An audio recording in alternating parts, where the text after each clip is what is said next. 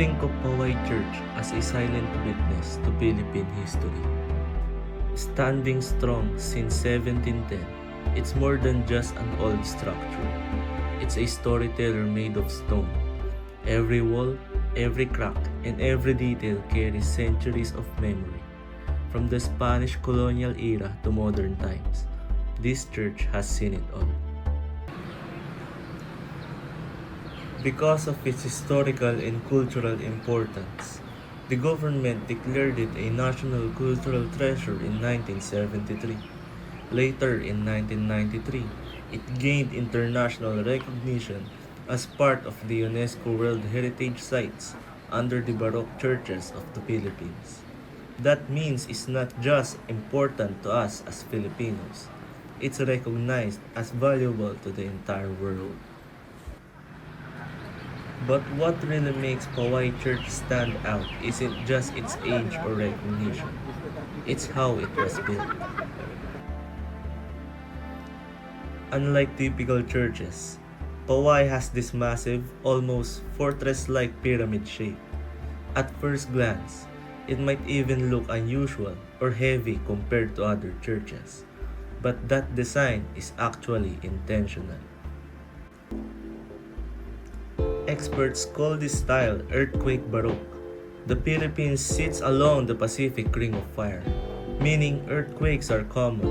So instead of building tall, thin structures that could collapse, builders designed churches like this to be low, wide, and incredibly sturdy.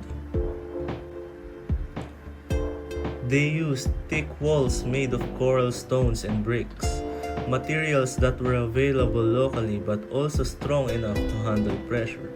The result is a structure that doesn't just stand, it survives. Even the bell tower beside the church has its own story. During the revolution against Spain, Filipino fighters, especially the Katipuneros, used it as a watchtower. From there, they could see enemies approaching from a distance. So right from the start, we can already see that Paway Church is not just about religion. It's about resilience, adaptation, and history. Now let's take a closer look at what makes the church so unique architecturally.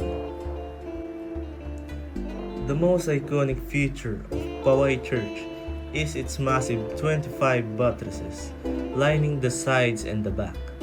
These are not just decorative. They function like a giant support system. If you imagine the church as a body, these buttresses act like ribs, protecting and stabilizing it. During earthquakes, instead of walls taking all the force, the buttresses distribute the pressure, preventing collapse. That's one of the main reasons why the church is still standing after more than 300 years, despite numerous natural disasters. When you move to the front of the church, you'll notice something different. The facade is not purely Spanish in design, it's actually a mix of influences. You can see elements of Gothic structure, like the vertical lines and structured symmetry. At the same time, there are Oriental influences, possibly from Chinese craftsmen, who contributed to the construction, and of course, there are Filipino elements adapted to the local environment. This blending of styles makes Paway Church a perfect example of cultural fusion, where different traditions come together to create something unique. When you step inside, the atmosphere changes. Compared to the massive exterior, the interior feels calm and focused. Your attention is immediately drawn to the gold-plated altar, dedicated to Saint Augustine. It reflects light beautifully and creates a sense of reverence and importance. The simplicity of the interior, combined with that central highlight, gives a balanced and peaceful feeling. Today, Paway Church is not just a historical site. It's still an active place of worship and a major tourist destination. Every year, it attracts more than 500,000 visitors. People come not only for religious reasons, but also to admire its beauty and history. The surroundings also add to the experience. The wide open space, green grass, and blue skies make it a relaxing place to visit. Nearby restaurants like Herencia are famous for local dishes such as Ilocos empanada and bagnet, turning the visit into a both cultural and a culinary experience. So in the present day, Poway Church continues to serve both the community and the country, not just as a church, but as a symbol of identity. Education creates awareness, and awareness leads to protection. However, something this old and valuable is also very fragile. If we want Poway Church to last another 300 years, we need to take responsibility for protecting it. This is where sustainability comes in. Sustainable tourism is not just a trend, it's a necessity. It means enjoying a place while also preserving it for future generations. One of the biggest issues is plant growth on the walls. Moss and small plants may look harmless, but their roots can slowly penetrate the coral stones. Over time, this creates cracks and weakens the structure. That's why regular and careful cleaning is important. Not aggressive cleaning, but controlled maintenance that removes harmful growth without damaging the material.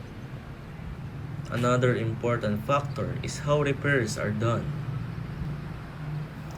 Modern cement might seem like a quick solution, but it actually causes more harm than good. Cement traps moisture inside the old stones, which can lead to internal damage and decay. Instead, experts recommend using traditional materials like lime mortar.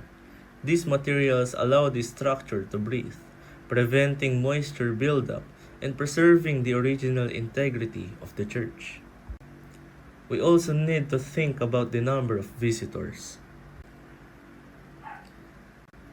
Too many people inside the church at the same time can increase humidity levels. This may not seem like a big deal, but over time, it can damage old paintings, woodwork, and other interior elements. That's why the concept of carrying capacity is important. It simply means limiting the number of visitors at a given time to protect the environment. Another practical step is reducing waste. Tourist areas often generate a lot of trash, especially plastic. By working with local authorities, the church area can be promoted as a plastic-free zone, encouraging visitors to be more responsible. But sustainability is not just about rules, it's also about mindset. Instead of focusing only on taking pictures, we can promote something called silent tourism. This means appreciating the place more deeply, walking around, learning its history, and respecting its atmosphere.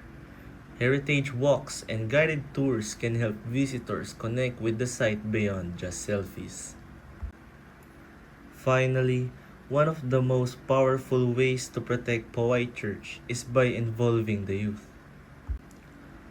When students understand that these massive walls are not just old rocks, but engineering masterpieces, they develop a sense of pride and responsibility. In the end, Poway Church is more than just a destination. It is a gift from the past, a symbol of faith, resilience, and human creativity. It shows how people adapted to challenges like earthquakes, using the knowledge and materials they had at the time. But its future depends on us. If we take care of it, respect it, and promote sustainable practices, we can ensure that it continues to stand, not just for us, but for generations to come. So the next time we visit a place like Poway Church, Let's look beyond its beauty. Let's see its story. Let's understand its value. And most importantly, let's help protect it. Because once something like this is lost, we can never truly bring it back.